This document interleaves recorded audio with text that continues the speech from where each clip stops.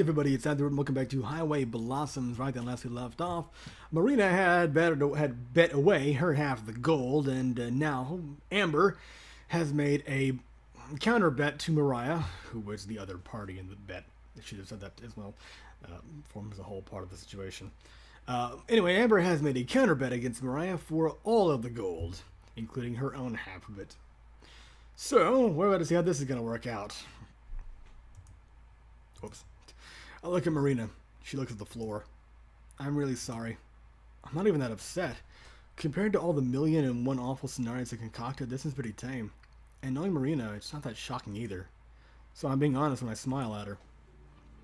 It's okay, really. I'll go win back your gold, and then we can get out of Vegas. She sniffles. Seriously though, what were you thinking? I was just so surprised to see them here. I thought it must be fate or something. I was shopping around and I saw something that I really wanted, but I didn't have enough money. And then I saw the three of them at this little diner, so I went to say hello and told them all about it. What was it you wanted to buy? That's a secret. I wanted to show it to you. But anyway, then Mariah made me that bet, and I don't know, Amber. I guess I just got so excited about it that I didn't really think. Like, if you'd been there, you would have beat her no problem. I don't even think she's very good at poker. It's just that I'm kind of bad at hiding how I feel. I can't help but laugh. No way, you're kidding me. She sticks her tongue out at me. I guess she's feeling a little better. Really though, what if you lose to Mariah? Then I lose. It won't happen though. It's a pretty cocky attitude, but then again, it is you. Are you good at blackjack? A lot of it's luck. There's stuff you can memorize at card combos, but I don't know any of that. What if Mariah does? I doubt it. She would have played that game against you if she did. Easier to make it seem like you just got unlucky instead of her taking advantage of you. She didn't That's bullshit, Mayor. She might not have cheated, but she still should have known better. Marina frowns and looks at the floor again. I can't tell if I'm helping or not. Then I remember the candy I bought her earlier. It had totally slipped my mind over the last hour. Oh yeah, I got you something. To try to say sorry for being so weird lately, even though I've already said that too. I grabbed the bag of chocolates in the fridge and the gummies from above it. Eyes wide, Marina holds them to her like babies. Amber, you got me sugar. Her eyes start to water again. Thank you so much. Hey, no more crying. This wasn't supposed to make you cry. She giggles, but that doesn't stop 2 tears from running down her face. Sorry, I'm crying a lot, huh? Kinda, yeah. Marina laughs again. She unties the gummy bag and digs around in it. The chocolates got a little melted on the walk back, but they've been in the fridge. They look fine to me. She pulls out a few gummy soda bottles and then offers me the bag. I don't want to take too much, but I do find one of the peach rings the cashier recommended. It really is good, sweet, but in a mild way. It actually tastes like peaches. Are you ready to go? Marina spins the bag to twist it and ties off the top. Yeah. I vaguely know where the casino Mariah mentioned is located. We passed it earlier today, but I didn't pay much attention to it. As we load out of the RV, Marina's dragging her feet. You in a way here? I can just go take care of this and come back. No way. What the fuck? I don't want to split up again. After I lock up, I take her hand. Since I'm going to lead this time, the walk isn't as slow. With the evening approaching, the temperature's gone down. At the same time, traffic is starting to build up. In a few hours, it'll look like an entirely different city here, until the lights come on. The view of a big city at night, far away in the distance, has always been one of my favorite sights. I can remember staying up late when Gramps and I were on the road so that I could press like a sticker against the window and look. They sell postcards in New York and Atlanta and other places all lit up because it's so pretty. We've got a couple hours till then. Neither Marina nor I say much while we walk. Even given the situation, it doesn't feel as awkward as some of our quiet times before. Soon we reach the building Mariah described. This the place? Yeah, this is it. We step inside. I can see why Mariah said this place might be closed soon. Although it's pretty clean looking, there's hardly anyone here. It almost looks like the exact same background is used in a different casino. A couple of people occupy slot machines far away from each other. Aside from those two and a bored-looking host, the place is pretty empty. Well, those three in the trio. Mariah and her posse are seated on a semicircular couch. It and an identical couch form a circle on the card table. Hello. No greetings are exchanged as Marina and I take our places across from them. A sealed deck of cards sits on the table. It's got gaudy Las Vegas landmarks and logos all over it, but at least it's legit.